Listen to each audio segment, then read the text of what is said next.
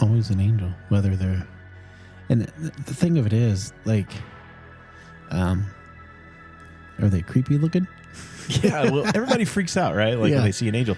There's got to be something, right? Yeah. Or it's just the shockingness of like how they're descending, or there's no presence and then there's suddenly a presence. Beam me down. Yeah. The other thing too is, we look at it through the 21st century Western lens, right? Well, if you're looking at it through a, pre-Christ or even just around Christ, Hebrew, and the backstory of the Watchers, you get a little twitchy when angels and stuff show up.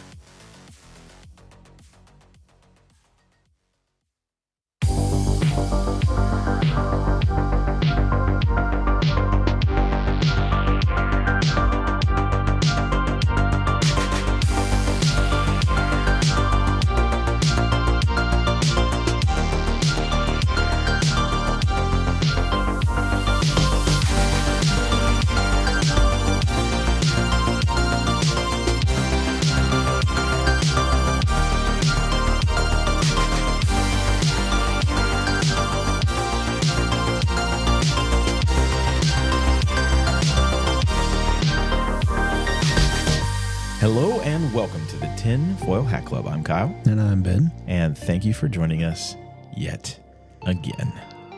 Or if it's your first time, thanks for joining us for the first time. And hopefully the next time will be yet again. Yeah, maybe. So there you go.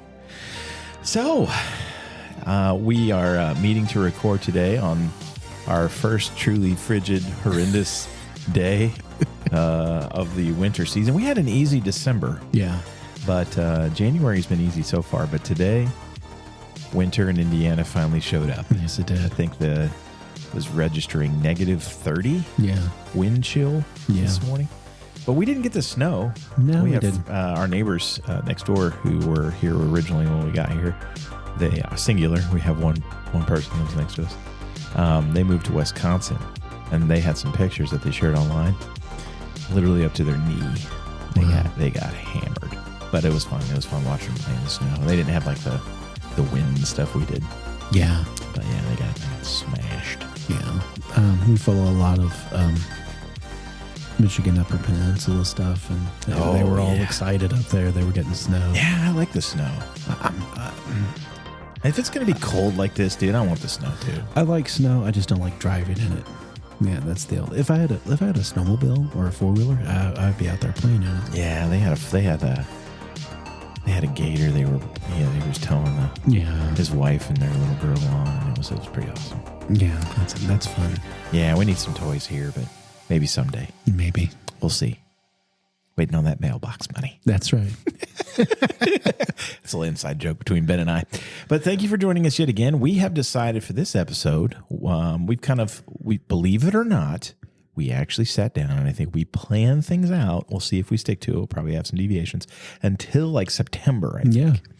But today's episode is going to kind of go probably with what we record next. I think we're just going to take it one at a time here, but we're going to talk about guardian angels. I know I have one, maybe a few. Do you? Yeah. Do you really know that you have one, being serious? For the things or is that just God's grace being shined upon you?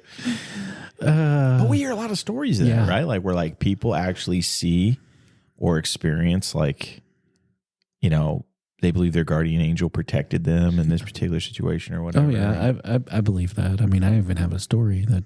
Oh, story time with Ben. No, do we want to roll? Do we? Okay, let's do it, man.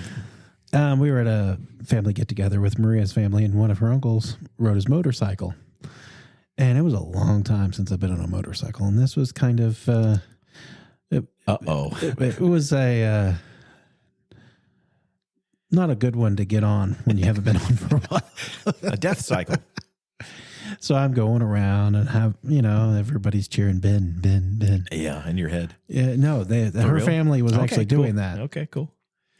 And Maria's videotaping, of course. I shouldn't say video. She's got her phone recording. I am old. I'm sorry. Don't put that on us, man. We're middle-aged. The throttle sticks. Oh, no. I take off. I hit a parking pylon. I get airborne. So sailed you right over the handlebars. No, I stuck the landing, but I did not let go. Oh, you stayed on the bus, so the bike went airborne too. Yeah, I didn't let go. I should have let go. I didn't let go. We went flying, me and the bike. I went over the handlebars. I ran over myself on the bike. From like my shoulder to my leg, the tread was in my stomach. Like on your body? Like on my body, and it crinkled the shirt. Oh, that my goodness. T-shirt I was wearing, and my arm ended up wrapped around the engine. Oh, my gosh. And I get up, and I'm like, I'm alive. I could have been dead. And I think my guardian angel was there with me the whole time. I'm being serious. I know it's a fun, crazy story, but I believe that. I wasn't scared at all. Even That's afterwards, crazy. It was like a weird peace. Huh. Yeah, that's crazy. Wow. That's pretty whacked out. The only thing I've had anything at all, I mean, like I got in a car crash one time, the airbags blew. If you ever had that happen, that's an experience. No, I've never had the airbags. That is it's very much like a movie. Yeah. It's literally like little shotgun charges. Yeah. I can imagine. In the dash. I mean, you do it, the everything explodes, and it's literally like you hear the ringing in your ears. Yeah. It's just like a movie. And the entire cab fills with like a smoky haze, and it smells like gunpowder. Was it purple? It was not. That would have been more fun. But it's like that. It's a surreal experience. Yeah. It's funny too, like how your brain works in that kind of an emergent situation. Yeah. I remember thinking how fast everything happened, but I also very distinctly remembering thinking through my options on what I needed to do in the situation. Yeah. And I really only had one option, and it sucked. I had to just get over as far left as I could and hit the brake and hope that the person cleared me in front of me. Yeah. She was cutting in front of me. Okay. Like into a parking lot. I was in the turn lane, and she was cutting through like stop traffic to turn into a parking lot. And I had nowhere to go because the traffic was backed up on my left, and I couldn't go into the parking lot, or I would have T-boned her because that's where she's going. So I had to just get over as far left in the lane as I could, slam the brakes, and hope she cleared me. And I remember vividly thinking she's not going to clear the car. And I did. I hit her right like over the rear passenger's tire and on the back quarter panel area, and spun her around, I don't know, 180 degrees maybe. That's her fault. It's her fault. She cut in front of me, you know. I mean, obviously, you know, I hate to... That's the way the insurance obviously looks at everything, whose fault it is, who we're going to pin this on, and who's going to pay for it ultimately. But, you know, obviously she didn't mean to do it. It's funny though, because I remember taking a phone call from the insurance agent, and, you know, he's asking me all these things and how everything happened in my recollection. He goes, Mr. Milholland, one final thing before I hang up the phone. He goes, she did say that she found it very hard to believe that you didn't see her coming through all the windows of the backed up traffic. And I said, really? And he's like, yes. And I said, well, wouldn't the same thing apply then too? I find it hard to believe that she couldn't see me coming through all the windows of the backed up traffic. And he goes, that's a valid point, Mr. Milholland. I'll see you later. Have a good day. And that was it. It was like, you know, they couldn't do much. Yeah. That was pretty obvious. But yeah, man, that's a scary thing. And I don't know, I couldn't say guardian angels were there, guardian angel or anything. I can't think of anything at any time in my life. And sorry if I have a guardian angel. I am so shortchanging you right now. I just can't think of anything specifically that comes to mind where I would say that my guardian angel, you know, was there. I can think of things that I did where I'm like, I'm glad I didn't come out of them, you know, dead. I was teaching our youngest today because we did get a little bit of the weather and stuff, and I was letting him drive because he hasn't really experienced this, you know, driving in snow a lot yet, just to get some experience because it wasn't really enough to really experience it fully, but I wanted to give him some tips and stuff. And I remember I was telling him, like, don't slam on the brakes. You know, you pump the brakes. Even with anti-lock brakes, pump the brakes. It makes a difference. And I remember thinking I did that when I was a kid. I was going over to my girlfriend's house, and it was pretty icy out, and I missed her drive, and I was going faster than I should have. And instinctively, I went to go slam on the brakes to stop and back up. And the minute I did that, I locked them up and I literally Yeah. spun the car straight down the road in circles. Yeah. And I remember thinking, I can't believe I didn't hit a telephone pole or something, because I probably would be dead. Yeah. But, you look back and you're like, maybe I just got lucky, or, whatever. God spared me. Who knows? I remember working at a warehouse, and there's a tornado. So we all go to the tornado shelter, and there's this young kid just flipping out, scared to death. I mean, he was pale. And we hear it hit the building. Oh, And it's like, noise and everything. And I'm like, man, but right above us now, he's like, aren't you scared? I was like, no. He's like, why aren't you scared? It's like, we're in a big building. That's not a very big tornado. I said, and I think God's got me still, so don't worry about it. And I was just very calm, very, Yeah. Did he calm down? No, he was like, what do you mean? And it was like all these people were just like thinking it was like the end of the world. And I was the only one that was like, No, I'm not worried about it. it's like time slowed down for me. Yeah. And I'm just watching all this in these few split seconds as power is going out and everything. And I'm just like, I was so calm. It was just like, there was nothing to worry about, Yeah. And the aftermath was crazy, because it took all the rocks on the top of the building and threw them into the parking lot, into the cars. How long ago was this? It was in November of, Which is late in the season, but I want to say 13, 12 or 13. I remember that. Were you at a warehouse kind of down the way here? And Lebanon, yeah. Oh, it was in Lebanon. Yeah. You worked with someone who actually I used to work with, and I remember her telling us that story, because it took all the rocks off the roof and threw them through the cars. Yeah. You got your cars peppered like shotguns. Yeah. I am familiar with that. Yeah. I am familiar with that story. I was so knowing that calm. went through. I was so calm, and it was like crazy. I think that same time, I was in Brownsburg at the time, and we actually had called everybody, ran the tornado siren, and called everybody into the shelter areas and stuff, because we had one that I think kind of skipped through town, the northwest side of town at that time. Yeah. And I remember that. I was at my former employer at the time. No, and I think we do have guardian angels. I know we touched on it a week or two ago. Yeah, I think that's it's funny. So here's how this worked. Like, we've been saying that, that's an episode. So I'll go in after the fact when I re-listen to the episode, and I'll write down all the things, and then we figure out what we're going to cover. But this was one we wanted to talk. I think maybe this is more me than you, but I don't know. And it's either way. I find it interesting because, it's a fact of life. I mean, I shouldn't say a fact of life. It's a fact of spiritual life that we do have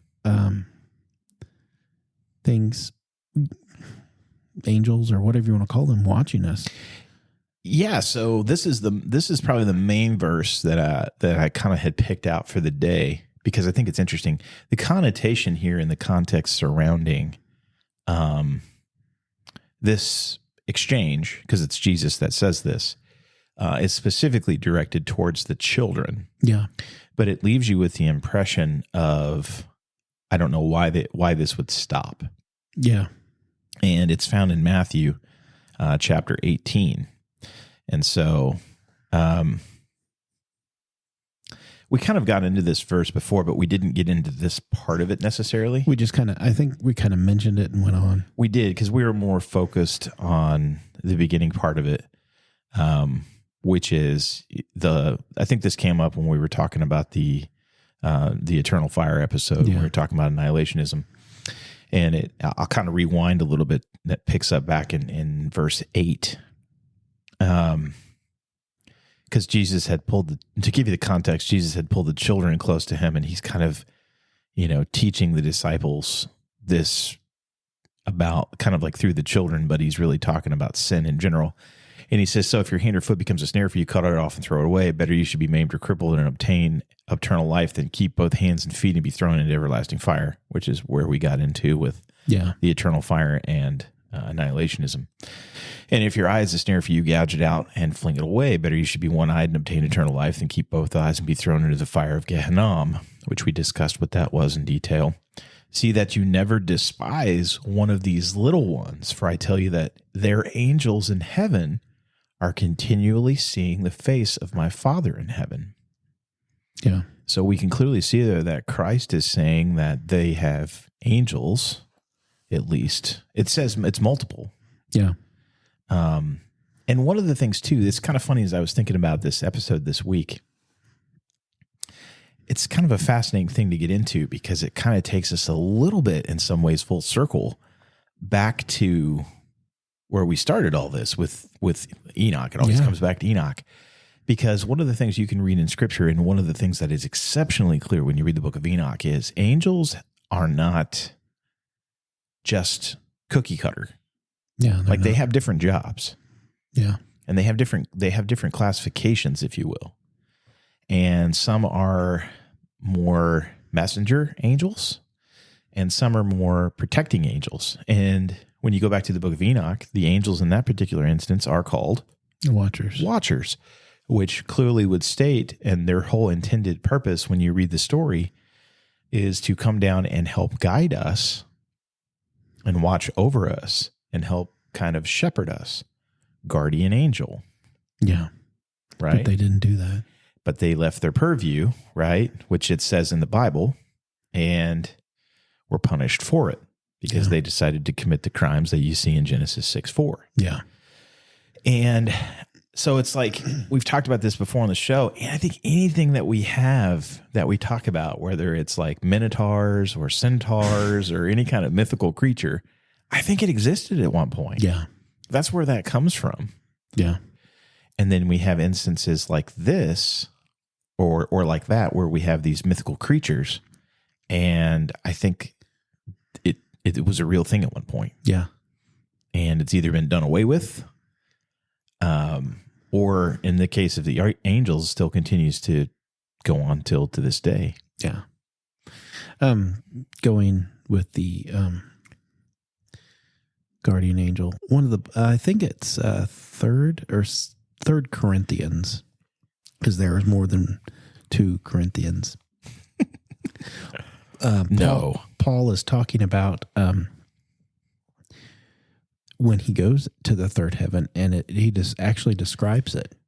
Mm-hmm. And one of the angel that took him there says, "Look at the body, kiss it, so you remember it." And he's the angel that goes and talks to God at night about you or about Paul. So they would have put Paul's guardian angel. Really? I'm going to try to pull this up while we're talking here, because I know exactly what you're talking about. We've referenced that before on the show as well. And what we're really talking about there is, because people don't understand what he means when he says third heaven. And that's where we've kind of gotten into things before too on previous shows, and explaining how the afterlife works. And that to me is such an important thing. I've harped on that for a while now. Yeah. Because people just don't understand how that works. So when you explain it to them, what the Bible actually says, their heads explode, because that's an area where we've failed drastically and massively in the church. But I'll read that scripture for you because I got it pulled up, and it's actually 2 Corinthians chapter 12. And we're again reading from the CJB, which is Complete Jewish Bible, which we recommend on the show. And it says this: I have to boast. There's nothing to be gained by it, but I will go on to visions and revelations of the Lord. I know a man in union with the Messiah who 14 years ago was snatched up to the third heaven. Whether he was in the body or outside the body, I don't know. God knows. And I know that such a man, whether in the body or apart from the body, I don't know, God knows, was snatched into Gan Eden and heard things that cannot be put into words, things unlawful for human being to utter.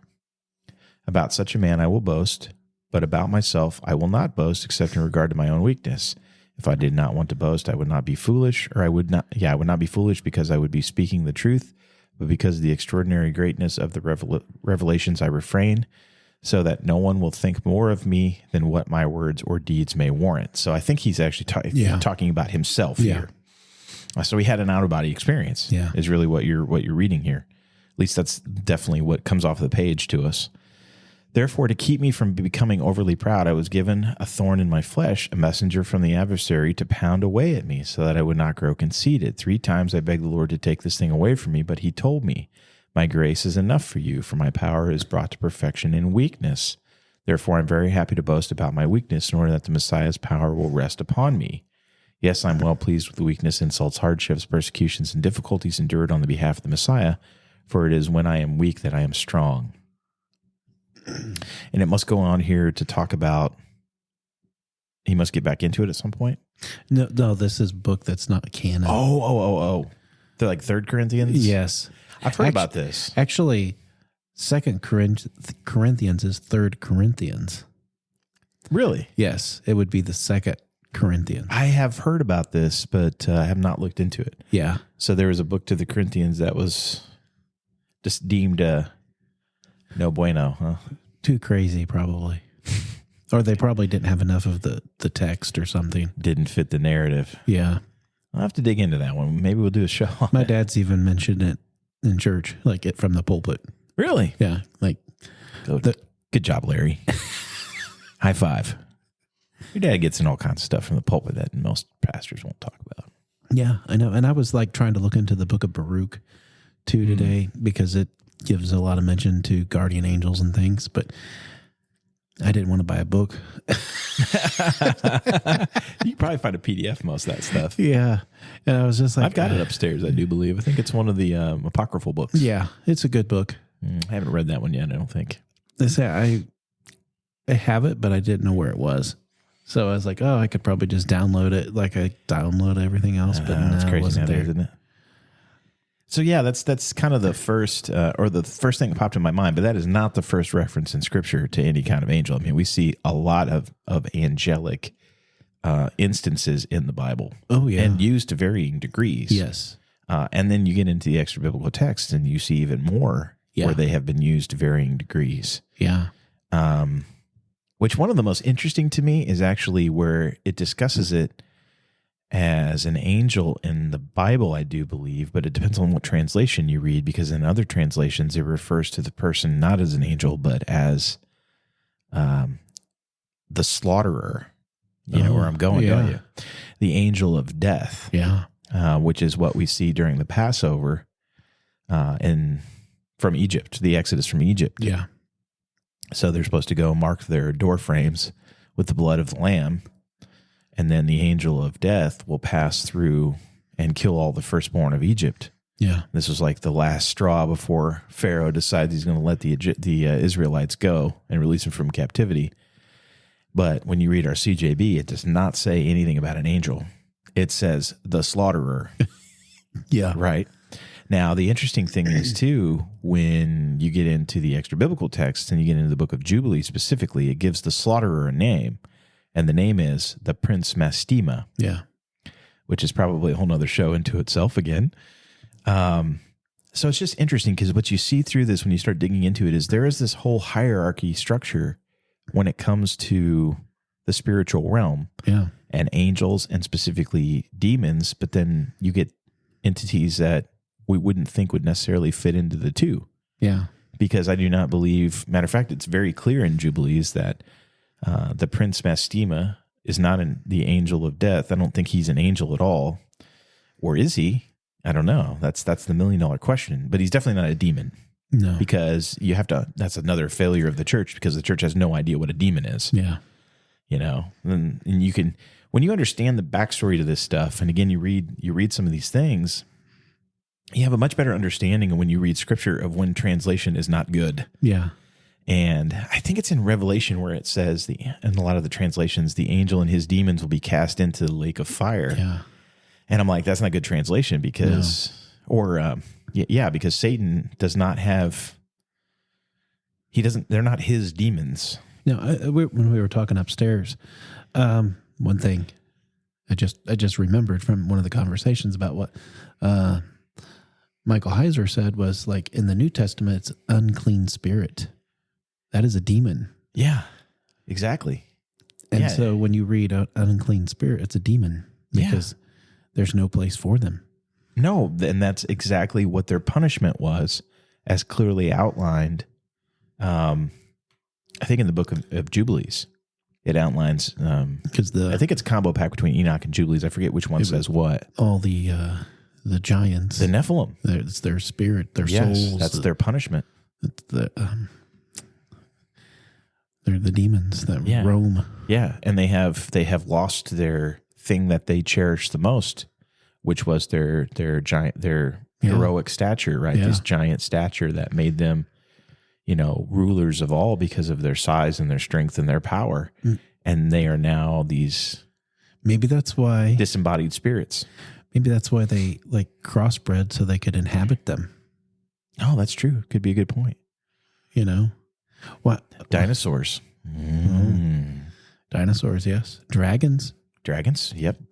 I think that's something. We had something. Yeah. What about, we could bring it up. What about if we create like this AI robot and let them inhabit that? Would it? Yeah. Like, where does it get? It seems like they have to inhabit something that has a soul. Yeah. Because it's clear it says that animals have souls in the Bible. Oh, yeah. And I mean, anybody that's stared into the eyes of an animal knows it has a soul. Yeah. Like if you have a pet, you can look in their eyes. Snakes don't have souls, though. Well, that makes a lot of sense, though. Yeah, right.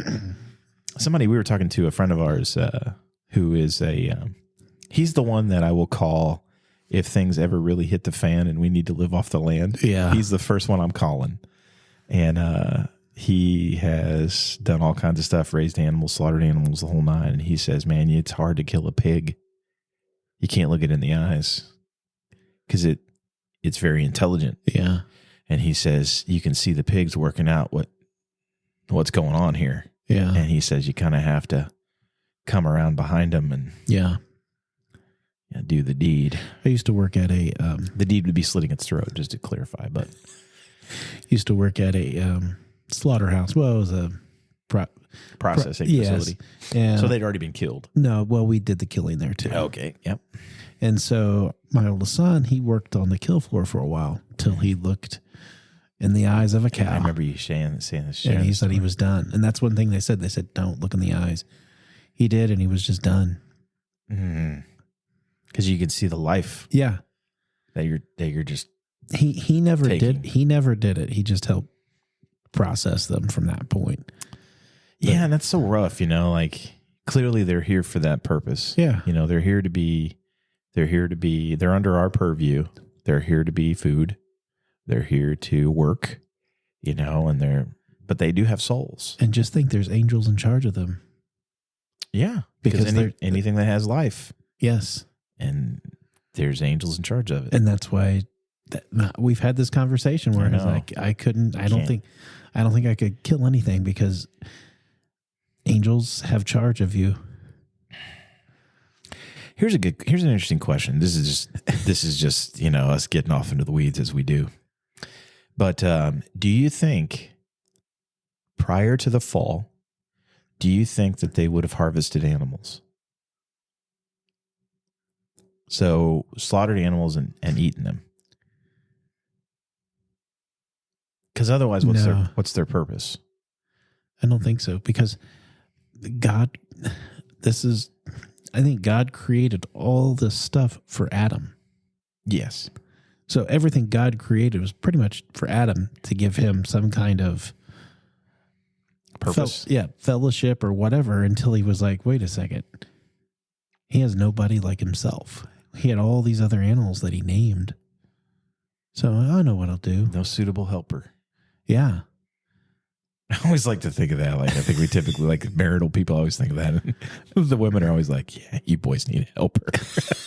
But that's not what that means, though. I know, but it's fun to read it that I know. way. And a lot of people think that it is no. It's like you were to do it together, Yeah. And so God created all these animals for Adam, for us. Yeah. And I don't think Adam ever thought about eating them I don't know. until God, because you can't have death before sin? Yeah, I don't know. That's so hard That's to just say. me. You know, that's because Because you get into, and this is so hard to suss out because it's like we look at everything through our lens of today, and which is the decay lens, right? Yeah. The post-sin lens. And it's like, okay, well, when the animals get to a certain point, you're going to have to control the population somehow, I would think. and it said they after the flood he shut their mouths. Well, I think the garden, after the garden incident. Well, I think in Jubilees it said after the flood he shut their mouths. Is that what it was? And put Because the they could feet- talk. Yeah, they could talk. Now that's some people thinking, what? Yeah. I know, but Now, that's the look, same people like it's so funny to me too. You know, the other one, and I've heard the guys on Blurry Creatures talk about this too, which is so funny. I agree, and even me, I still get like, man, really, like the height of some of the giants. Yeah. You know, because it says in Like 3,000-4,000 feet. Jubilees tall. and Enoch that they're like multiple hundred, if not 1,000 feet tall. Yeah. And people are like, come on, nobody's that tall, nothing's that tall, and I'm like, man, how do we know? Yeah. Like, how do we know? Like, I know what we see after the flood, and they're nowhere near that size, but I don't think you can apply what we saw after the flood to before the flood. Yeah. I don't know. But people get hung up on that stuff, Yeah. you know, but they're willing to believe that the entire earth got flooded and, you know, all this other crazy stuff. And it makes sense why God would. Now, I guess to defend that, and I know we're kind of getting off the weeds a little bit, but to defend that, like, why would God need to flood the earth past the tops of the mountains, Yeah. 20 feet beyond the tallest point of any mountain?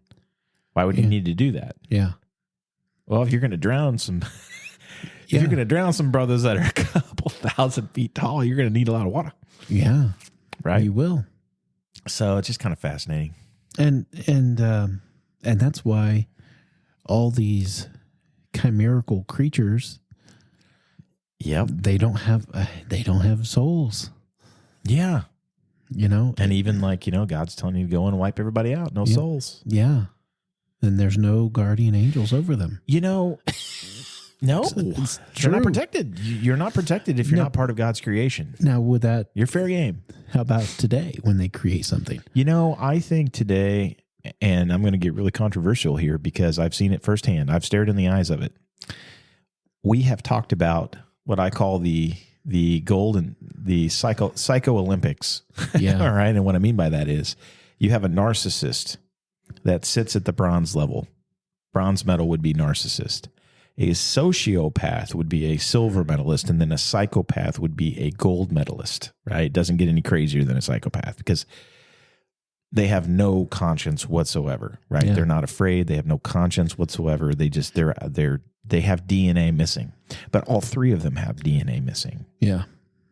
And when you stare into the eyes of some of these people, and we've all seen that before, Yeah. like we have somebody that's like a mass murderer and then we stare in their eyes and you can just see that There's nothing there. there's nothing. It's like, you know, the eyes are the windows to the soul, Yeah. right? That comes from somewhere. And you look in their eyes and you could just feel and see the vacancy there. Like there's just nothing there. Like how did that happen? And where did that come from? Yeah. Like, are they possessed?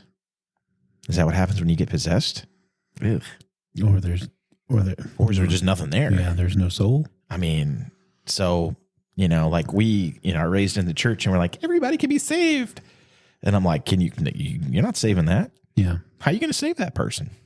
If there's truly no soul in there to save, you have nothing to save. Yeah. Right. And I'm like, we can pray for them. We can hope that something's in there. And if they're possessed, we can do what we can to try to help them get it out. But I mean, I've been nose to nose with somebody like that. And it was creepy, dude. It was like the way that this person responded. It was not a human, like a normal human reaction. Yeah. It was very odd. So Yeah, it's different dealing with something like that. yeah, it's very, very strange. But as we go through scripture, you know, kind of taking it back to the angelic thing, you know, we can see Michael is used in several instances. Gabriel, I think, is used. And you can see like sometimes they're used to deliver messages and other times they're used to protect. Yeah. Like Daniel, where it talks about, you know, was it Daniel 21? Here, I got it here. Daniel 10:21, where it says, and this is the ESV, so I'm hopping away from the CJB for a second just because it's easier to get to here. But I will tell you what is inscribed in the book of truth. There is none who contends by my side against these except Michael, your prince. Yeah. That's an interesting verse, because you can see in the book of Jubilees, this particular entity, the slaughterer that we refer to in Exodus, is referred to as the Prince Mastema. Yeah. So you can see Michael, who is a prince, okay, and who has been given over the nation of Israel as their protector, okay, and then you can see the Prince Mastema. So clearly we kind of have a mirrored image of some kind here going on. I don't know the details of all that and can't get into that in this show necessarily, but maybe another one. And then again in 12:1 in Daniel, so Daniel 12 verse 1, again ESV, at that time shall arise Michael, the great prince, who has charge of your people, and there shall be a time of trouble, such as never has been since there was a nation till that time. But at that time your people shall be delivered, everyone whose name shall be found written in the book. Now, obviously, we're talking about Revelation. Yeah. All the way back in Daniel, which if you are interested in Revelation, I would recommend you read the book of Daniel, because tied at the hip there. So you can see that's kind of Michael's job. And we see again in Revelation how Michael will be the one that fights Satan and comes out victorious. We read Matthew 18. And, there are other instances throughout the Bible where they are used for different things, or they are spoken of in a way where they have jobs. So Hebrews 1:7, of the angels, he says he makes his angels winds and his ministers a flame of fire. Romans 8:28 through 30. And we know that for those who love God, all things work together for good, for those who are called according to his purpose, for those whom he foreknew and also predestined to be conformed to the image of his Son, in order that he might be the firstborn among many brothers. And those whom he predestined, he also called, and those who he called also justified, and those whom he justified, he also glorified. And that kind of, the way that it's used there, that's kind of a roundabout in this particular. I'm reading from an article actually on Got Questions, which is always fun. Yeah. And the kind of the lead up to that is, he chooses to use us and them, meaning us and the angels. In the end, whether or not we have an angel assigned to protect us, we have an even greater assurance from God. We are his children through faith in Christ. He works all things together for good, which is what I just read right there in Romans. And Jesus Christ will never leave us or forsake us, which is Hebrews 13:5 through 6. If we had an omnipotent, all-loving God with us, does it really matter whether or not there is a finite guardian angel protecting us? I don't know. It's an interesting question. I think it does, because every leader has to have good followers. Every king has to have his people doing his bidding. It's also clear a lot of times too, as I've read more extra biblical and biblical text, that a lot of things that are attributed to God was not the one that carried it out. It was actually an angel that he ordered to carry it out. Yeah. And a good example of that can be like Daniel. Now, this one's a little bit more overt because it says clearly who was doing it. And this is where Daniel gets thrown in the lion's den, right? O Daniel, servant of the living God, has your God, whom you serve, continually been able to deliver you from the lions? Then Daniel said to the king, O king, live forever. My God sent me his angel and shut the lions' mouths, and they have not harmed me, because I was found blameless before him and also before you. O king, I have done no harm. Yeah. So there you go. It's always an angel, whether they're...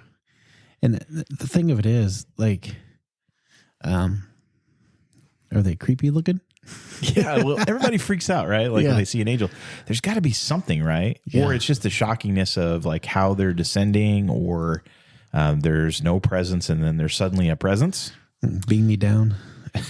Yeah. The other thing too is, we look at it through the 21st century Western lens, right? Well, if you're looking at it through a, pre-Christ or even just around Christ, Hebrew, and the backstory of the Watchers, you get a little twitchy when angels and stuff show up, like, oh, don't be afraid. I'm the one from God. Oh, God. Yeah, or you see instances where God used some entity to released some entity to go through and kill all the firstborn in Egypt. Yeah. I mean, I'd be a little worried that, what's going to happen to me? I mean, it's human nature, I think. Yeah. Yeah, do not be afraid. It's like anytime an angel shows up. I know.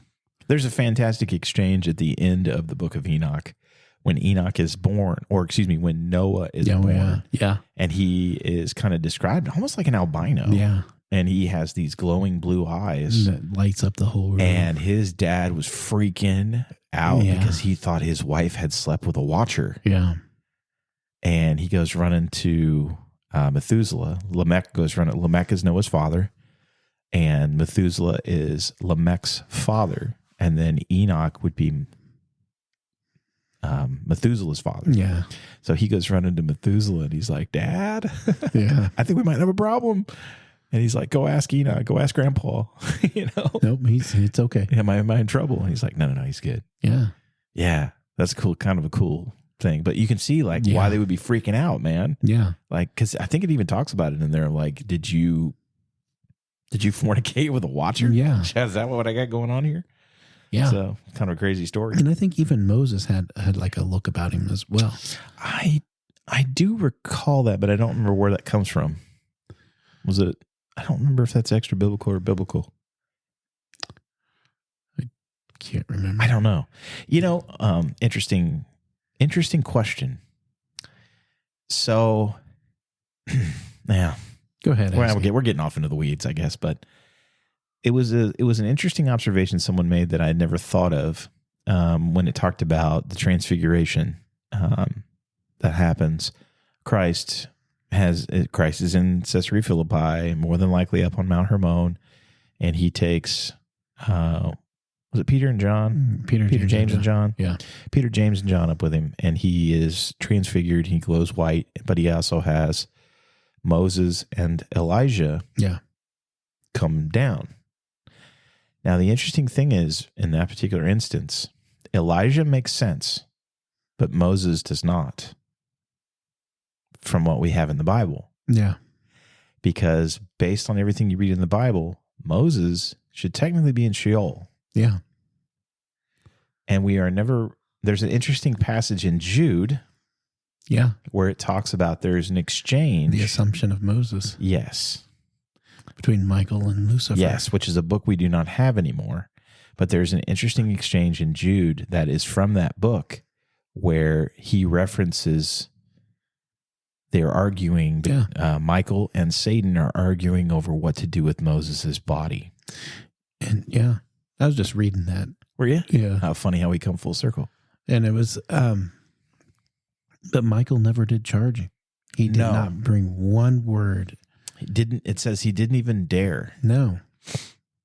It's an interesting exchange. Do you think it could maybe instead of Moses, Enoch? I'm just throwing that out there. Oh, that actually came down? Yeah. No, I would say it was Moses. I don't think the Bible would switcheroo that one. I think the reason for that is because I think Enoch had already been given a very clear task and he was doing it.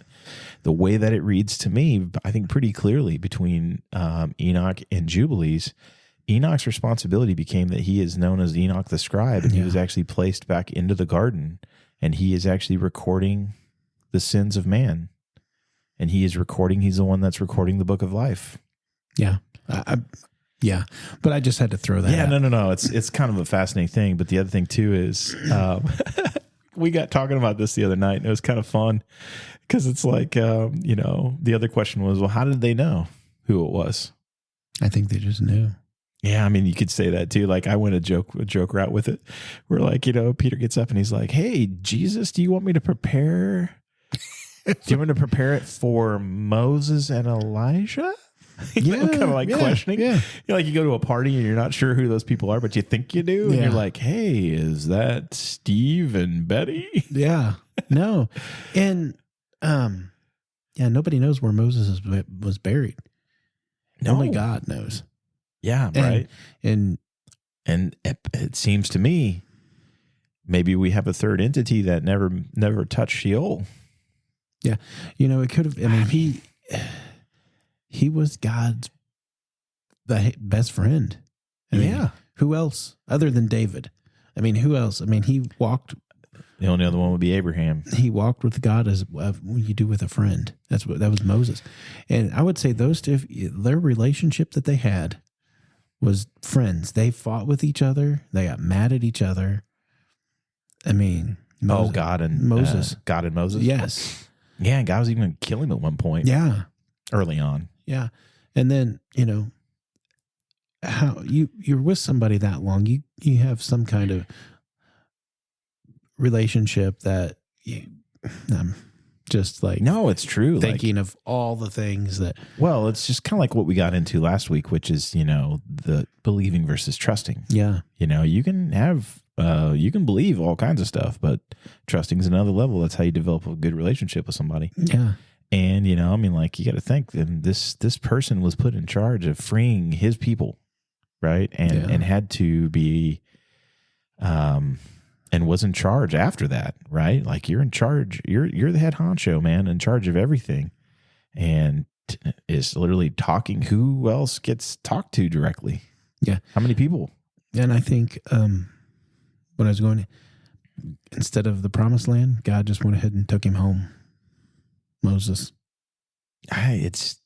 When you read that, that's what it sounds like to me. I'd have to go back and reread it, but you clearly are being shown something in the event of the transfiguration that I don't think it sailed past me all this time. Yeah. Never even thought of it. Because Elijah makes sense. We clearly can see he's taken up to heaven on a chariot. Bang, he skips over the deal.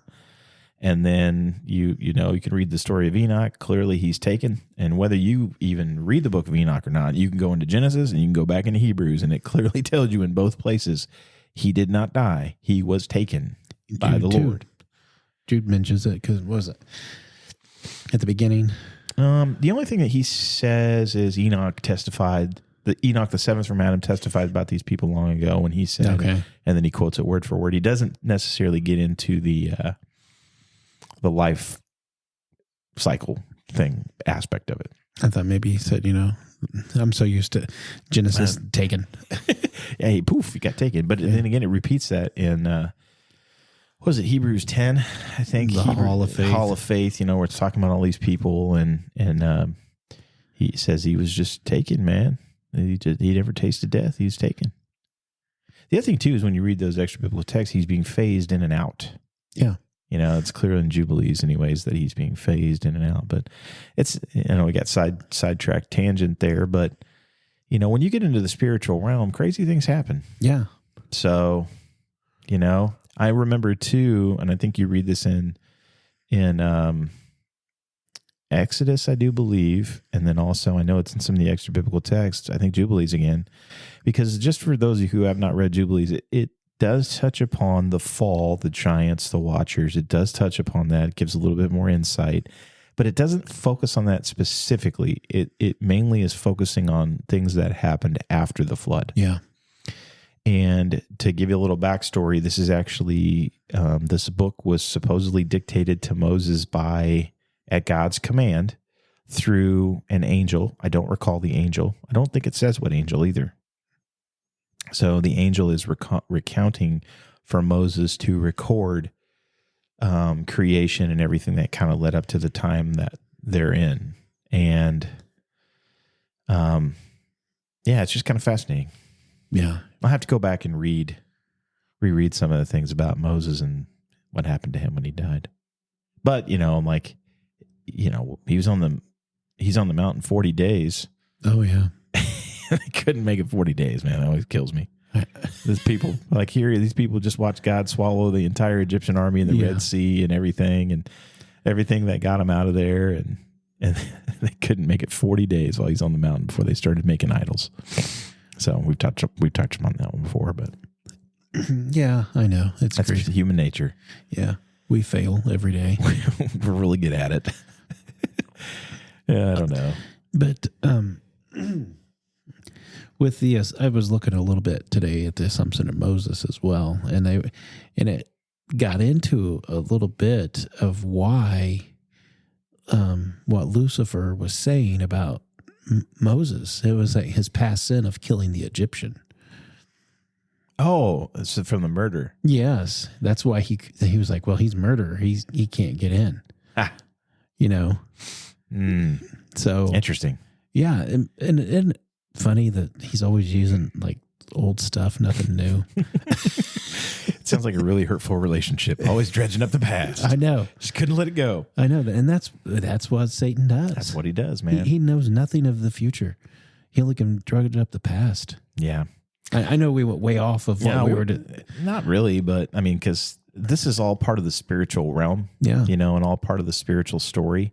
And that's what people miss, you know, like we get so focused on the things of today and what's going on around us, but we miss the spiritual stuff that's going on around us. Yeah. That the earthly war and the things that you see and the corruption you see and the evil you see, that is just the end result of the spiritual battle that's happening behind that. Yeah. Right. But I remember when I was going with that, and my brain, I got a bad case of adult ADD for a quick second and got sidetracked. But I remember it talking about, and this is where I was going with the Moses thing and the Jubilees and everything, is it clearly states both in the Bible, I believe, and in Jubilees, how the promised land, God said that he would send his angel ahead to prepare the way. Yeah. Right? Well, what does that mean? I think he was killing people off. Yeah. Killing a lot of the leftover giants. Well, not just that, but who do you think killed everybody off when Moses came down from Mount Sinai in 40 days and they had been cooking calves and stuff in the oven? Yeah. How many people die? How many people did he kill? A couple, 10,000, 20,000? Something crazy. A lot of people. Yeah. And I guarantee you that God had an angel go do that. Yeah. Go kill him. Because one of the, Probably the angel he was just talking to. yeah, probably. He's like, hang on, I'll be back in a He's minute. like, dude, when I'm telling you this, I'm having a good time recalling the history here, but when I leave with you, I'm going to have to kill a whole lot of your guys. Yeah. One other thing I never noticed, all of the ites that, you know, there was Amorites, Edomites. the, Talking to these people? Yeah. They even say the Rephaim, Yeah. you know, and that was like the big, Yep. you know, Nephilim. yeah, Yeah. giant people. Yeah. Bad. Amorite is important. I haven't gotten fully into that, but it seems like to me the second incursion, or where we start having giants again after the flood, seems to revolve somehow around the Amorites. Yeah. There's some interesting wording in the Bible about them not coming to their full sin yet. And then there's even more stuff in the extra biblical text about how bad they were and just how much they had debased themselves. I think Jubilees is the one that says that they had debased themselves more than anyone ever, Yeah. or even ever will, or something like that. That's crazy. That's saying some stuff considering what we had going on before the flood. Yeah. And God is saying that about these people. What do you think? How bad? I mean, do you think it was just open? Like Pre-flood? Yeah. How bad did it get? Yeah. I think it's hard for us to fathom. You know, one of the things that always sticks with me is watching some of the archaeological stuff like that I've recommended on the show a few times. There's a place in Turkey. There's so many places in Turkey. Is it the one with all the caves? The underground, Yeah. the whole like underground city. Yeah. Darren Q, I think is the name of the place. So go look up Darren Q. And it is like this multi-story underground cave system that could hold like how many thousand people. Yeah. It's crazy. Why would you make that? Why would you make that? The only thing that I can come back to is you were being hunted. Yeah. And you made this to stay alive. Yeah. Because they have ventilation and everything in this thing. You know, and it was made, they don't know how many thousand years ago, but they suspect that it's 10,000 years ago, somewhere in that neighborhood. So we're talking pre-flood. And I think that the only reason that came to me, and I could be completely wrong, the only thing that comes to mind of why you would make something like that is because it was not safe for you to be on the surface. Yeah. And I think by that particular time that we had, I mean, look at what we know. It seems to me, you live your life like a candle in the wind. No, it seems to me that pre-flood, we know we had giants. We know that they had offspring. So you have the Watchers who have the Nephilim, and the Nephilim start having offspring. And then I think you get into a power struggle between the Nephilim, the Elo, and the angels, the Watchers. The Watchers get locked up, and then the punishment is, well, your kids and your grandkids are going to kill each other off. And so the Elo and the Nephilim start having out with each other. And I think that it says that they consumed man, drank their blood, corrupted all flesh, corrupted all of the animals. I think we created chimerical creatures. And I think some of those creatures that we decided to create, or we either had around and subjugated them, or we decided to, I think we created them. Yeah. Were dinosaurs. Okay, I think they created dinosaurs. Because they're getting ready to do that again, and they said within 5 years. Somebody watched Jurassic Park and went, we can do that. Let's do it. After the flood, what I find interesting, most things like the Sahara or the Great Barrier Reef's right around 44 to 4,000 years old. Now, I'm just saying, if that is how close we are to the flood, okay, anything before the flood, time-wise, has some age to it. Yeah. Now,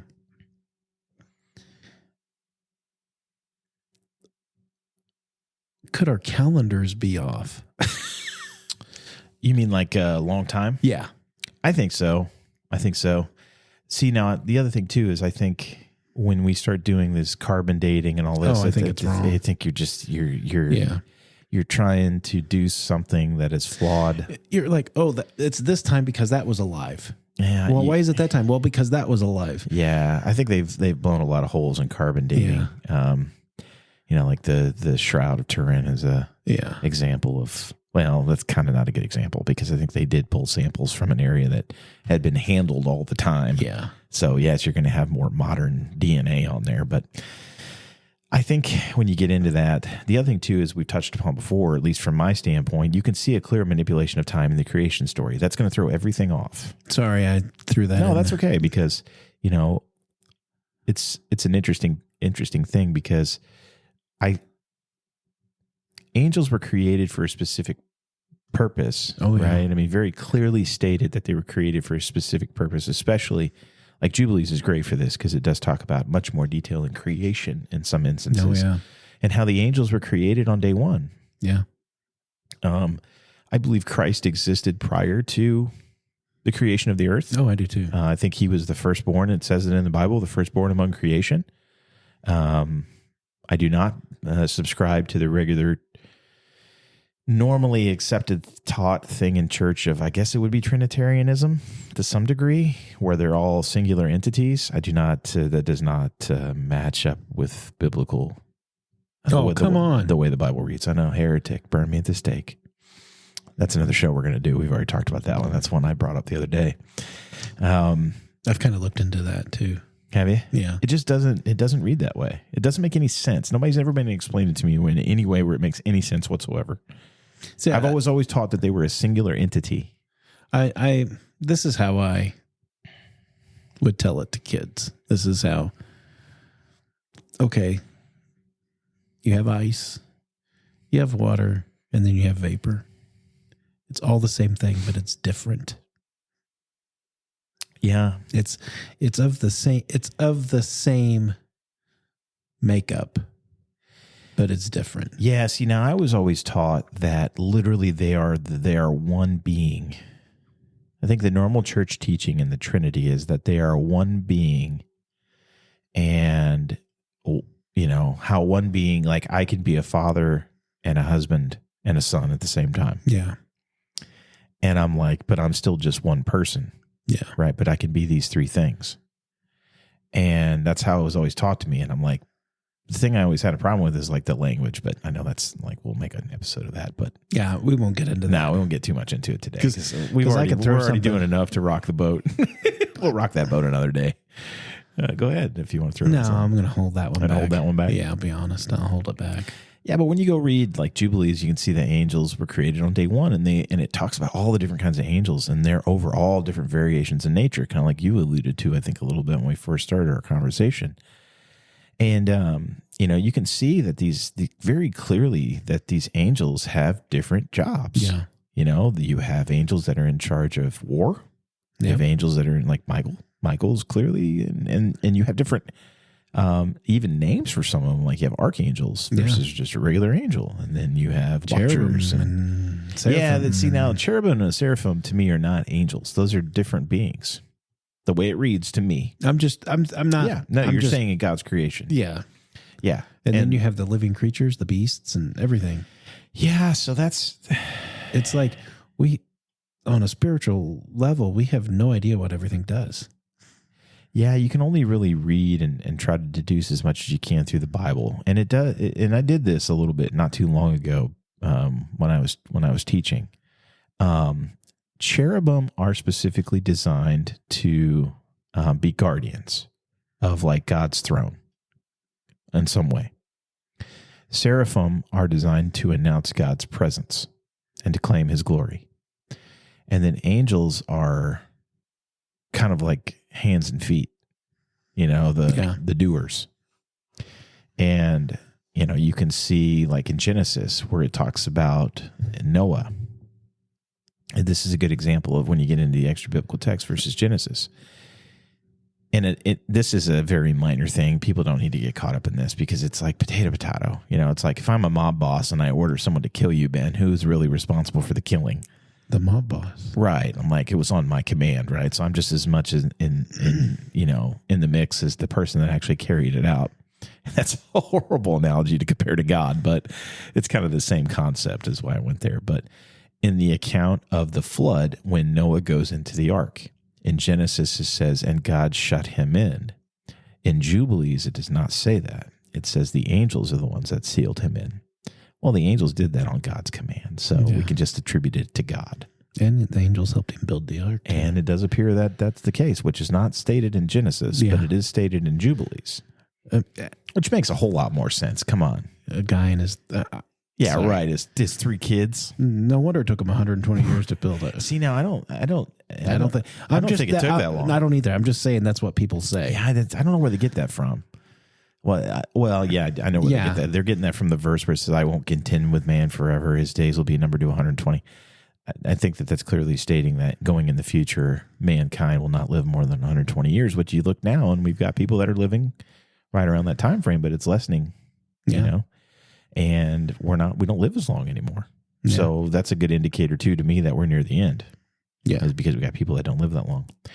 But it's the angels that are actually the ones doing well. Just like good example too, which is this one's Crazy Train, where God and two angels come down to Abraham. Oh yeah, and that I love that whole exchange. It's so like I was listening to that earlier this are you week. talking about like he's making the deal of like if I can find 500 people, if I can find 50 people, what if I find 5 people? Yeah. God's like, yeah, go ahead, I'll do it. I'll spare them all. We're talking about Sodom and Gomorrah, and eventually he's like, well, if I find one, you find one, or two. Is it 2? I forget what it is. It's like he negotiates. Well, all I the think way it was down. 5. Was it 5? And he couldn't even find 5. Yeah.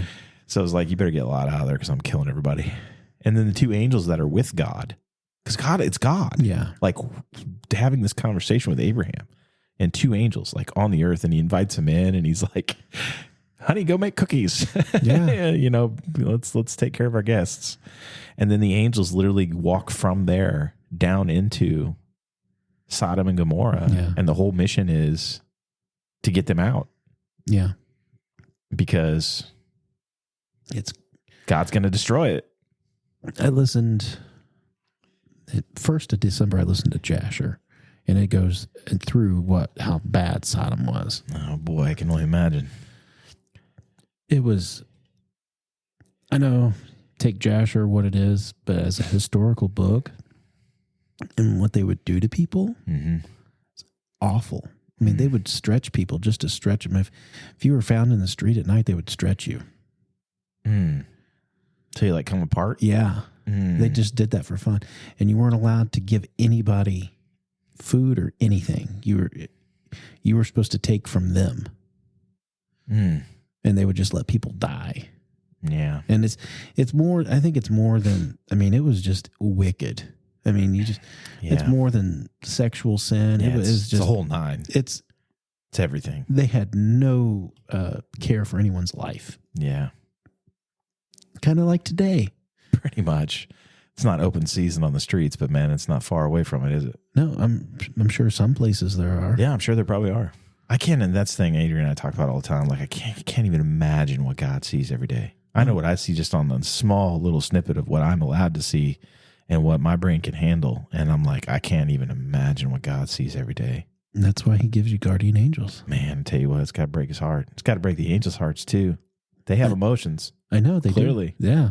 You know, and like you can clearly see that in the Book of Enoch where like Michael and Gabriel and a couple other of them are like, God, please do something. This is so bad. Like they are crying up to us to stop this. And then the punishment he gave to the watchers, they're like, oh man. Yeah. They were scared. Michael was scared of the punishment. Yeah, man. I think it scared them straight.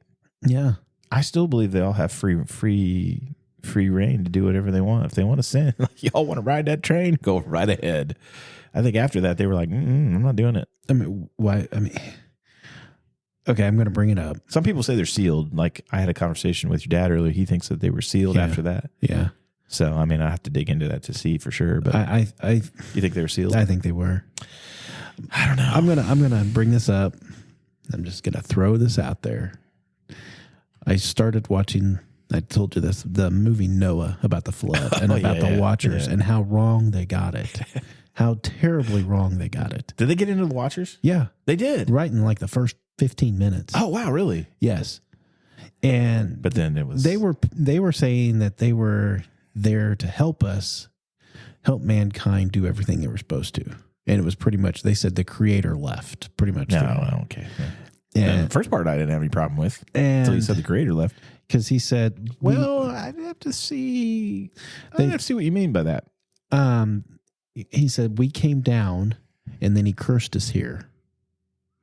And so they were like rocks and stuff because they weren't supposed to leave the Holy of Holies or whatever. They weren't supposed to leave heaven. They could only watch and kind of, they said, they said, we came down to help you do these things because of all of man. They were, I see. Man's problem. Okay. Yeah. And so we butchered it. Yeah, they butchered it. That's just so good. The other way is so much better story. It is. It's a horrible story. It's more entertaining. More entertaining, more captive. I mean, it's horrible to say that, I guess, in some ways, but it's still more entertaining. But just tell the truth, man. The truth is fascinating enough. Yeah, I always say truth is better than fiction. It is. Some nerd has to just, I'll make this better. I know. Okay, you didn't. You made it terrible. Yeah, I didn't. Rock people, what are you talking about, man? I didn't even finish it. I couldn't finish it. I know. I can understand now after what you're just telling me. And because they were like, Semyaza was still the leader. So they even got the names right. Yeah, it was like, but it was just. So let's pause here. Okay. Let's back this up a little bit. So I always think now, like, what's the more nefarious undertone here that we're trying to do? No, I knew exactly why. What are they trying to do with this? They're trying to make the angels the bad look like the poor guy, like the poor little souls. Yeah, that we were trying to help them. We were, and then God was removed. That typically when you see a lot of the other societies that have their version of the flood narrative and all of the backstory, that's typically the way it plays. Yeah. Is the angels were here to help, and then something happened to them. Kind of. Sometimes it's a little different than that, but like also in Jasher, it got into the building of the Tower of Babel, and the reason why was they were mad that God flooded the earth, and they wanted to kill God for that. Oh, so they're gonna like build a tower to heaven and kill him, come get you? Yeah. Okay. Which good luck. Why not? Yeah. If And They were doing it. And their dumb brains. They were doing it. Yeah. 8,000 feet tall. Yeah. It's 2 miles. Yeah, you do them. And you think of that, too. That's another where people go, oh, come on. It couldn't be that big. The base I'm was like- 1 to 200. Like, people couldn't even breathe that. That's the one I had. We had a discussion in the house the other day, a little while ago. People were like, you couldn't even breathe if it was that high. And I'm like, yeah, you can. People climb Everest all the time. Yeah. It's 20-some thousand feet. You Yeah. do it without oxygen. Sherpas do it. Yeah. You can breathe 8,000 feet. No problem. I watched a guy on his phone. He went one of those ultralights, Yeah. went up to 15,000 feet. Could breathe fine. Yeah. He said it was. I mean, it's thinner. It's not easy. he said he was cold. I bet he was. I bet he was. Yeah. I mean, what's the difference? And I think I looked it up, like where they think the Babel was, or like where the plains of Shinar. I think I actually looked at Babylon, Oh, okay. where I looked at Babylon was, and it's like 7 feet above sea level. Yeah. So it's basically sea level. Yeah. So 6,000 feet, no problem. Yeah. I think Mount Everest sits like several thousand feet above sea level, and then you got 20-some thousand, 26,000 or something like that on top of that. Yeah. So 6,000 feet, not a problem. No, it's not.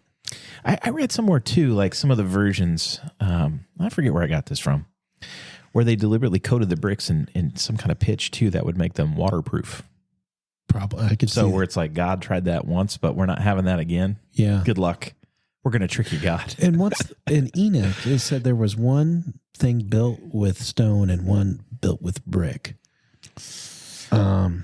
Monuments. One in case he floods the earth, and then the other one was in case he burns the earth. Oh, I don't remember that. Yeah. I don't remember that part. Yeah. That's interesting. We're way off in the weeds on this one. It's all right. We have fun. I know. We let the discussion go where it goes, but it all revolves around angels. I mean, look what we're talking about. We're talking about the Watchers anyway, and all this started with angels. I know. I mean, everything. And that's the whole thing that I think for you and I, we have such a passion area around this and where God has brought us together to talk about this stuff. And we're going to do more with it in the future and let all glory be his and not ours. And we just get to be lucky and be the ones along the way. Which, by the way, I'm going to do a shameless plug right now, Ben. Okay. Here we go. So the shameless plug, which you might have already heard because I'm going to drop mid-rolls in this too. Ben and I are actually doing a whole presentation around the Book of Enoch. It's going to be a presentation for probably about an hour and a half or so. And then we're going to have an open forum kind of town hall. People will be able to ask questions.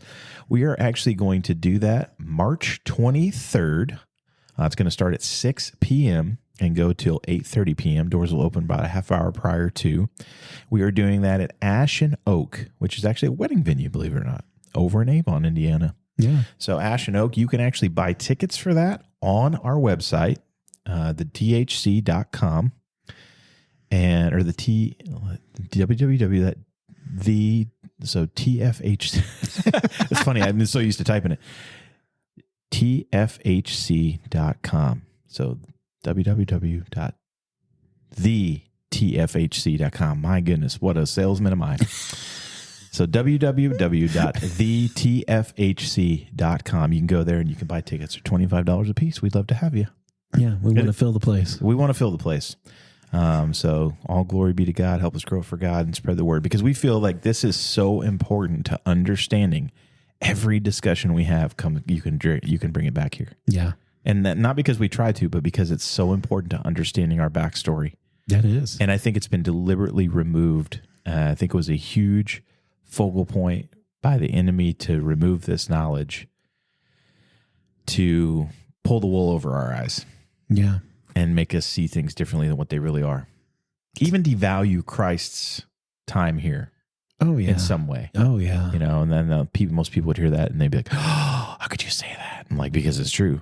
You can see it. Yeah. People try to do it every day. They don't understand like what Christ is really doing in some instances. Yeah. And it's so much greater than just what we get taught in church a lot of times. Yeah. You read the book of Hosea and you really understand what Christ was doing. Good call. I'll have to go back and reread that this week. Yeah. Strengthen up my old testy. It's, you probably think, Old Testament. Sorry, that came out really wrong. Yeah. I want to do a presentation on that as well someday. Oh, okay. I'll have to sharpen up on that one. I mean, people will probably be like, what are you, Hosea? Yeah. Hosea. Yeah. But yeah, we're going to walk you through the Book of Enoch. We're going to hit the high points. I know for me, we're going to kind of tag team this, and Ben and I are in the process of working on it now. But yeah, we're gonna work up something. And I know for my part, I know some things that I want to cover and how it ties into the Bible very clearly. There's some things that are very clearly made very clear that most people, when you read the Bible, you read the passage and you're like, what is going on here? Yeah. Some things that Peter say, some things that Jude says. So yeah, it'll help clarify a lot of that. And things that are going on that, like when Christ is, in Caesarea Philippi, we've talked about what exactly is going on there. Yeah, that's a big deal. That's a huge deal. Yeah, that's a huge deal. Going back to Tower of Babel, when God goes down to destroy it, he has people with him. He does. Well, the wording is basically, look at what they're doing. We should stop this from happening. Yes. So they will be like us, and they will know. Yeah. There'll be no stopping them. No. So let's let us go confuse their language. And who was the us? I think it was angels. How many? I don't think it ever says. No. It doesn't say. Yeah, but you could see, though, the way that it's described is tens of thousands and multitudes. And like he's got a lot of angels. It's just, when I read that, I just think of, let's go, boys. Yeah, exactly. Yeah, posse up. Yeah. Or the mob boss putting the jacket on and the hat. We're going to trick. That's right. We're going to take down a tower. You have committed a crime against me. Take it down your tower. Yeah. I mean, what are you boys building here? You building a tower? Got a permit. You got a permit for that tower? Did you go through us to get it? Yeah, I mean, that's the thing. The angels, I still think it's crazy that there's angels around us. I think of a story that I heard of a missionary. I forget where it was, but anyway, you probably know the story where he's this like king of whatever this tribe was going to go kill them, and so they go to attack. Yeah, they were having church at the building. I forget where it was. I'm sorry. And they run away. They thought everybody in the church thought they were dead. Mm-hmm. And so, like the next year, the chief comes and he gets saved. And oh wow! And so they're like, I don't know. And he's like, why didn't you attack us? He said, I was too terrified. He goes, you had so many people around your building on the outside. He goes, there was thousands. Wow. That's crazy. Yeah. It's funny because it reminds me of that video I showed you upstairs. Yeah. And what the video was, you can go look us up. It's on YouTube. And what you'll need to search is John, this is weird. It's going to sound weird. John Mellencamp Spina Bifida. Yeah. And the reason you need to search that is because it's an interview that Mellencamp gave with one of the morning programs. And when he was born, he had spina bifida. And spina bifida is part of your spine is actually outside of your body. It didn't develop right in the womb. And they could probably do a lot more for it now. But back in the day when he was born in the 50s, you're going to die. You're not going to make it long. And he was one of 3 children in Indiana that they operated on. One girl died on the table. Another girl lived to be like 14, I think he said. Yeah. And then he's 60 and obviously perfectly fine. And he met the surgeon that did his surgery. The guy was 97 years old. And he was talking to him the whole time. And he said the whole conversation was about, you need to find faith, John. And I think that maybe stirred something in him. We'll see what he does with it. Yeah. But where this ties into angels is after that, or I guess not after that, he recalled a time in the 80s at kind of the height of his popularity where he was walking in New York City and this lady saw him and stopped him and said, you have no idea how protected you are. And he's like, what are you talking about? And she said, you have so many angels around you. You have this huge hedge of protection around you and you don't even realize it. And he's just like, what? And he just kind of moves on. And, then he starts, I think the whole conversation with the doctor made him think of that. Yeah. And so I think he's wrestling with his faith. He's not known to be the greatest guy. He's he's an interesting guy, but he will admittedly say to everybody he's hard to live with. Yeah. He's just not a very easy guy to live with, and he's had multiple failed relationships, and he's kind of a tragic tale when it comes to that stuff. But that lady that saw all the angels, I just thought that was so curiously interesting, because I think people have the ability to do that. I think that's a gifting. Yeah. At least it makes sense that it would be a gifting. Yeah. I don't have it. I know. I mean, it's not my gifting. No. But I have a buddy who, I wouldn't say that I would put him in that camp, but I know that he is extremely attuned to the Holy Spirit. Yeah. That's his gifting. I'm like, he is dialed in, and he gets very clear messages and instructions. And it's so crazy to listen to the stories when he will interact with people and live that out, and how freaked out they get because he'll be given information about them and what's going on in their life. And it's like, you need to go talk to this person, and you need to go tell them this. Yeah. Exactly. And he will do that. And because that's intimidating, right? For people that, if you get that message from the Holy Spirit, and you think, how am I going to have this conversation with this stranger and just say this crazy stuff to him? They're going to think I'm a complete whack job. Yeah. But it's amazing. He's like, when I go have these conversations with people are like floored. Oh, yeah. Because it's like pinpoint what's going on. Yeah. Yeah, it's pretty cool. I like listening to his stories. They're pretty awesome. But yeah, he's got the gifting. I don't have it. We all have our own gifts. We do, and I'm perfectly happy with mine that God's given me. I'm thankful that he's given me those gifts, and I'm just here to use it for him. I have same here. Yeah. I like to learn new things. I like to tell people I learn what things I've learned. Yeah. And I don't know if it's a gift or if I just like to talk. Well, it's a gift to me, brother. Even though I am a man of few words, I do like to talk quite a bit. Contrary to popular belief on the show. Yes. I too like to talk, Ben. Who knew? Mine's leadership, and I have been so thankful, and I wish I'd used this before now, but, I think God prepared me and prepares everyone, not just me, but everybody. I think no matter what you've been through in your life, every single thing that you have been through in your life, no matter what age you are, is to prepare you for exactly where you are today or what's coming up in the future. Yeah. God is going to use you for his glory if you'll let him. Yeah. That's the fascinating thing, when you're at John Mellencamp, imagine how powerful you could be for other people. Oh, yeah. If you would just use your gifts for him.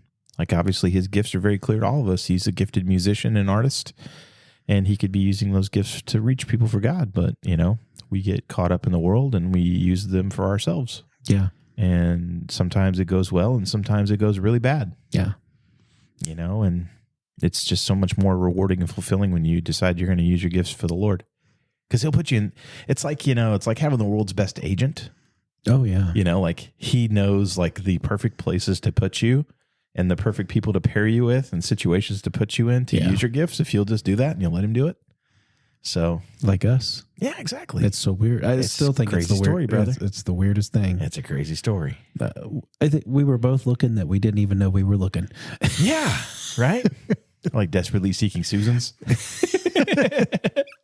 Yeah, no, this is crazy,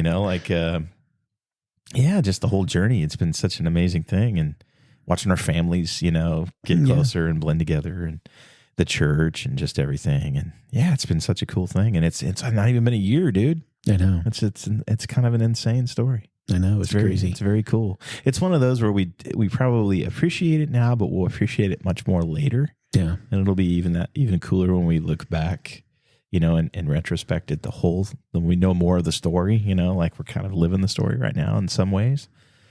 So yeah, it's been kind of fun. Yeah, it has. But it's just to show you, yeah, I think that's another thing too of like, for me, now that I'm doing what I'm doing and I'm much more in tune with what the Lord wants, not what I want. I don't worry about death anymore. I don't worry about it at all. I used to worry about it. I don't worry about it at all, and I'm like, whenever the Lord's done with me, he can take me. Well, hopefully for a long time. Well, hopefully so. I might need to do something about my round friend that resides around my waistline to make that happen. But, other than that, it's like, whatever happens between here and then, I mean, I'm going to do the best I can, but I just know that God's not done yet. Yeah. I can get that clear sense that God's not done yet. Yeah. And, like I told that kid in the tornado, yeah. you got me. God's not going to let anything happen to me. You, on the other hand, I don't know. Yeah. It's like that scene in Braveheart. God told me I'm good, but you might be in trouble. I don't know what the kid's doing now. I don't know. Yeah. He's probably still living a life of fear. Hopefully not. We should say that. We should say that hopefully he's decided that living a life of fear is not the way to go. And I've never been afraid. I've always kept a cool head about. Yeah. I would say for the most part, in most instances in my life, I would be the same thing as far as keeping myself together. But, there's been times where I've been afraid, no doubt. I mean, and you're still going to experience fear. I think that's a common misconception that, people think, oh, well, okay, you Christians never experience fear, or you shouldn't experience fear. I think even within the Christian circle, like there's teachings that like, well, you shouldn't be afraid. How could you be afraid? You don't have enough faith. You need to strengthen your faith. And it's like, no, you're misunderstanding what the Bible says. Okay, here's a good example of how, how most scary movies, they hear something outside that, and don't go outside. One night I was outside, and this was some years ago, and there was like some like bobcats or like big cats rumors going around. And I'm outside, I hear something really big, and I'm like, oh man. So I go outside to tell Maria, I was like, hey, there's something's outside. I don't know what it is. And she's like, okay. So we grab the flashlights and the guns. And out you go. And out we go. And the kids are like, you're going outside when there's something. Don't you watch movies? Yeah, you're breaking all the rules. Yeah. And so I'm walking around, I'm looking up in the trees and everything. And I think she looks over, and it was a big mastiff walking in our yard. Oh, wow. And I'm like, she's like, okay, I could see how you might think that would be a big cat or something. Yeah, man, it's a big dog. Yeah. Yeah. So we broke all the So rules. you shot it, and then you No. You shot Timmy the Mastiff as he's walking through your yard. But I never thought twice about being scared. I just went out and did it. Yeah. Because I'll be honest, I had a gun. Yeah, I mean, let's face it, that does make you feel more in control. Yeah. It makes you feel more powerful. But now I would probably still go out, but I don't know if I would go out with a gun. Oh, I would. Absolutely, 100%. Living here, yes, I would. Where you live, yes, I'd go out with a gun. You better go out with a gun here. Yeah. You might run into something that you will regret the encounter if you weren't prepared properly. Yeah. Yeah. Yeah. But there's things I'm scared for, but I don't fear, if that makes sense. There's a difference between scared and fear. Fear is like something bad's going to happen. Scared is like, oh, okay, maybe.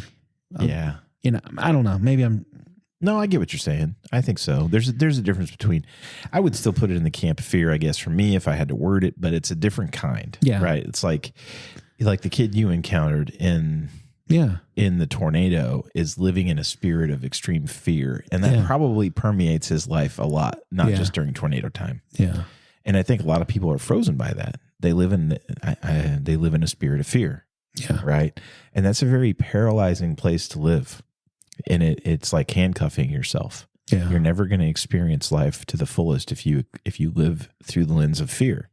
However, we all have things in our life where it's like, I'm concerned, I'm fearful of what might happen. Yeah. I'm like, my gosh, if your wife is hit by a car and she's in critical condition in the hospital, I'm sorry, but I'm a human being. I'm going to be afraid I'm going to lose my wife. Yeah. I mean, come on. That's not realistic to think, you shouldn't have fear. No. And I know that's not what you're saying. No. But I know there are people in the church who could potentially look at that and say, well, you shouldn't have fear in that moment. I'm like, so what you're saying is I should be a robot? Yeah. That's not what God wants. He doesn't want robots. He didn't give us free will and the ability to free think and just for us to turn around and vacate all that and all of our emotions. He didn't give us emotions for us to turn around and live life like robots. Okay, like maybe I am a robot. No, you're not a robot. I went to the movies with the kids and Maria and her mom.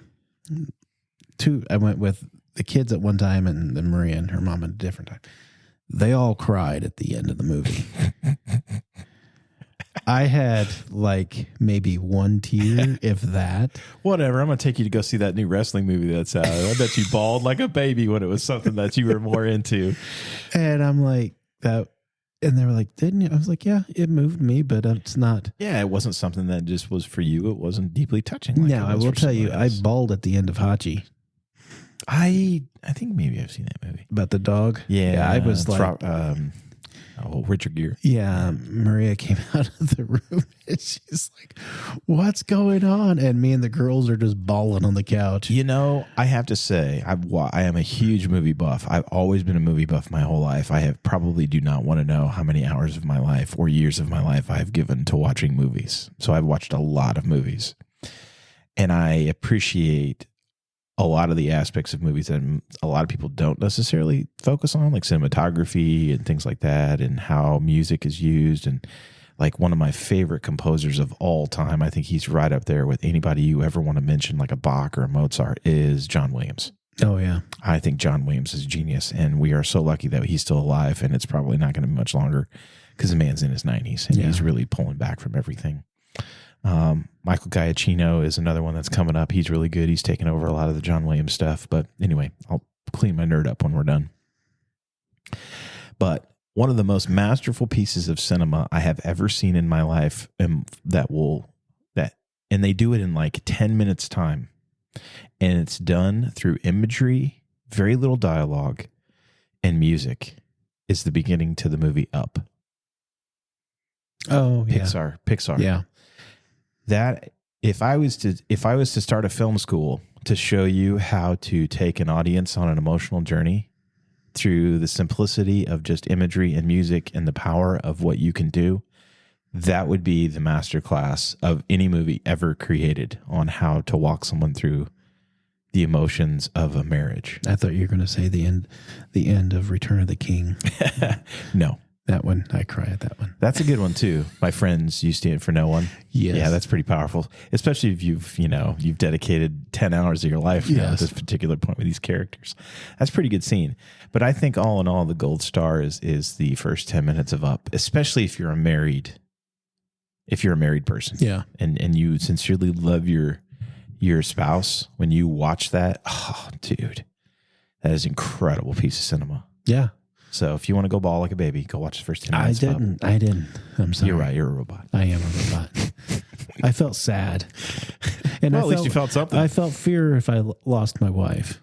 Mm-hmm. But yeah, that's pretty powerful. Though. Yeah. Yeah, we're all different. Yeah.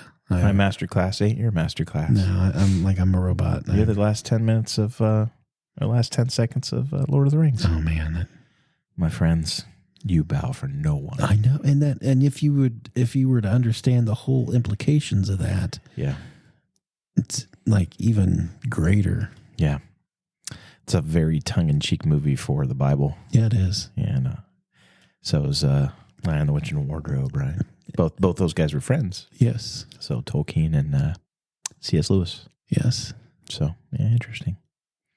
So there you go, Ben. Guardian Angels and everything else under the sun. We covered Lord of the Rings. We covered, what did we not cover in this one? I don't. But it's all it's fun. It's like we haven't seen each other forever. I know, but there you go. But we have. That's the weird thing. Yeah, but it's always like this, man. You got to think now. This will be episode 22. Oh, right? Wow. And you got to figure we do at least an hour and a half every time we meet. Yes. So you got to take 22 out on 11. You and I have sat down here and talked to each other for 33 hours. And you guys have listened to us for 33 hours. That's right. So if you've listened to every episode, Angie, I'm talking to you. You get the gold star, our super fan. So yeah, I guess with that, we'll wrap this one up. Any final words on angels? They're around us. Yeah, I think so. We just can't see them. I think so. Some people can. Yeah. I think they do. I think they have that ability. I can't see them. No, I can't either. I wish I could sometimes. But then again, be careful what you wish for. I know. Just stay in your lane, Yeah. It's probably one of those where it's like, I gave you certain giftings. Just be happy with those. Don't start asking for other stuff. Yeah. Just focus on the ones you got and hone those for me. Yeah. and then maybe we'll talk later. Yeah. All right. Well, with that, we will bid you adieu until the next time we're together. Take care. Bye.